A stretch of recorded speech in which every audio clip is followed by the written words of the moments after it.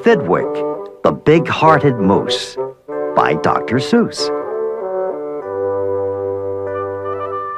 Up at Lake Winnebago, the far northern shore, lives a huge herd of moose, about 60 or more.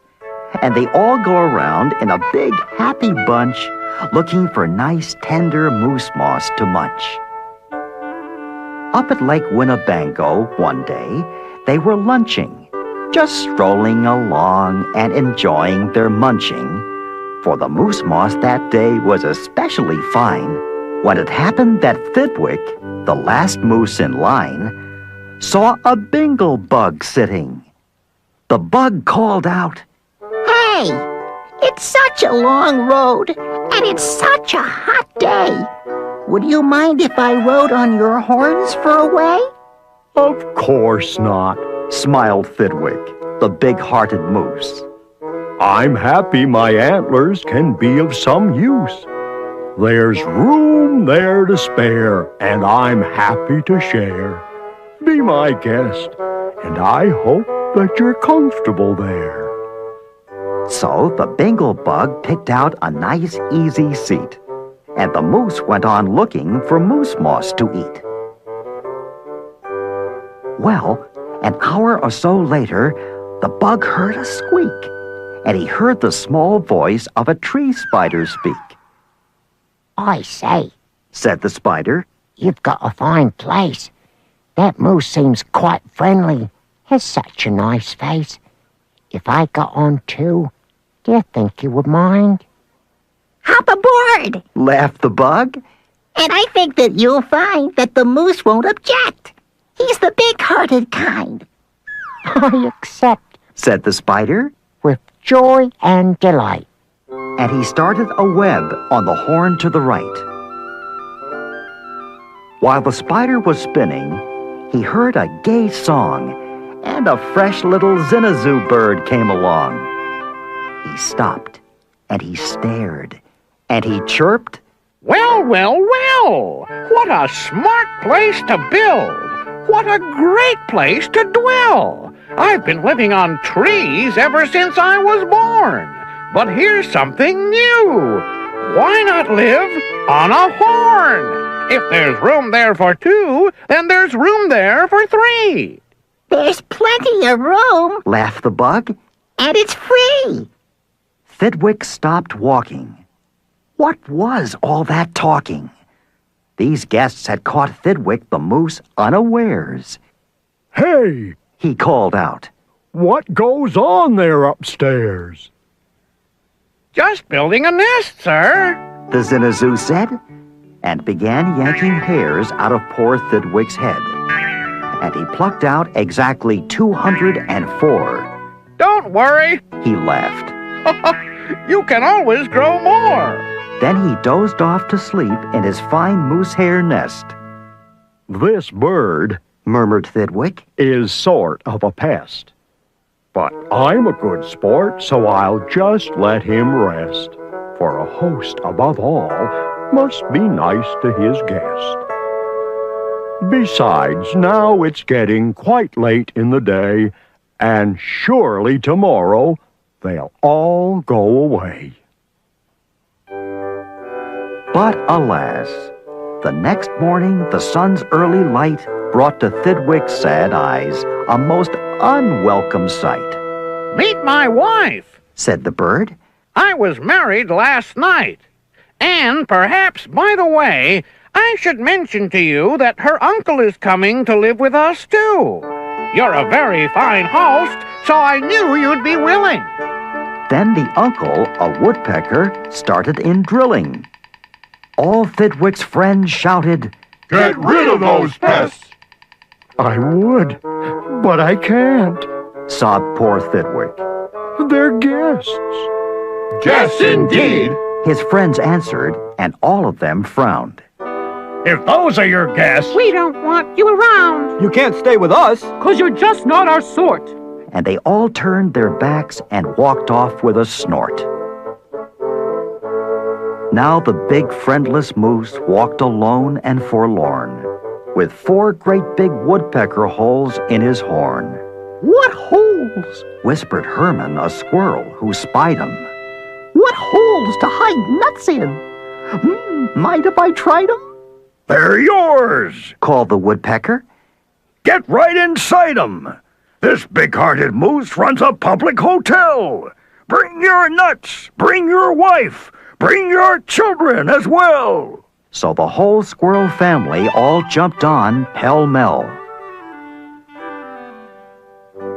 And the very next thing the poor animal knew, a bobcat and turtle were living there too. Now, what was the big-hearted moose going to do? Well, what would you do if it happened to you? You couldn't say, "Scat," 'cause that wouldn't be right. You couldn't shout, "Scram," 'cause that isn't polite.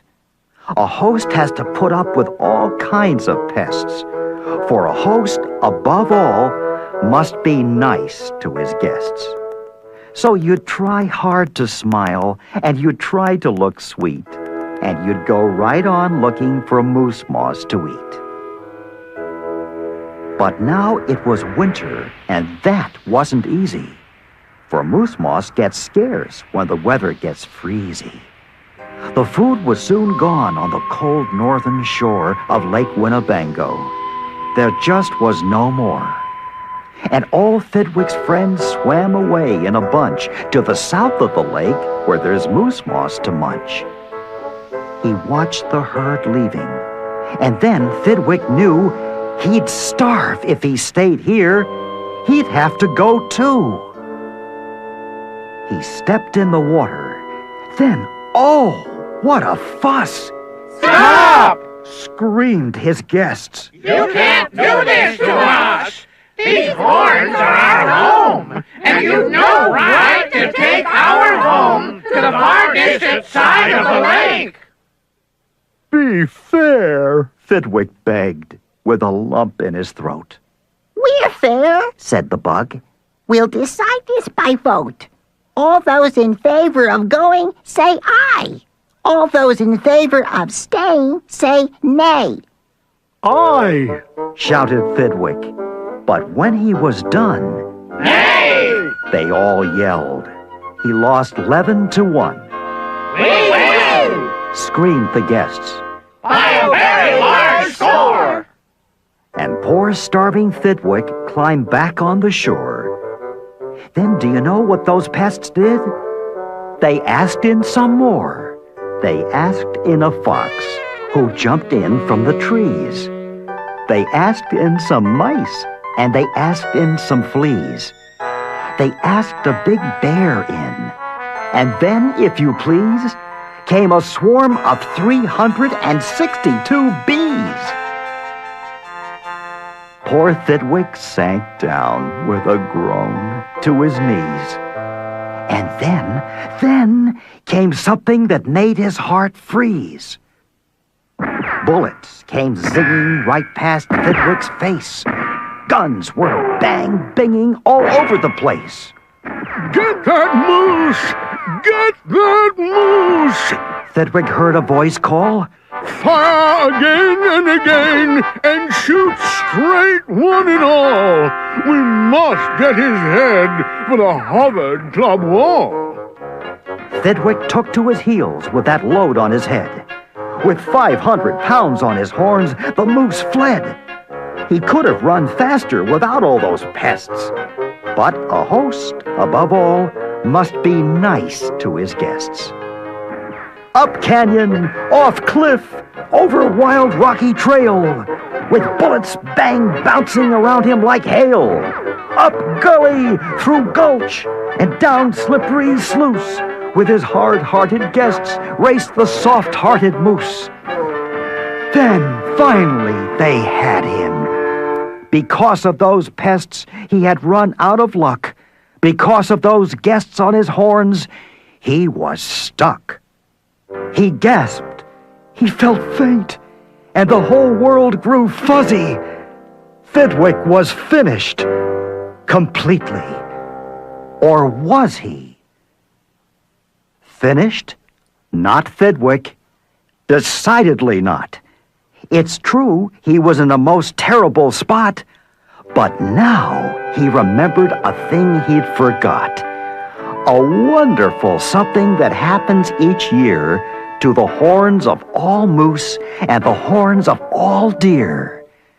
Today was the day Thidwick happened to know that old horns come off so that new ones can grow. And he called to the pests on his horns as he threw 'em, You wanted my horns? Now you're quite welcome to 'em. Keep 'em. They're yours. As for me, I shall take myself to the far distant side of the lake.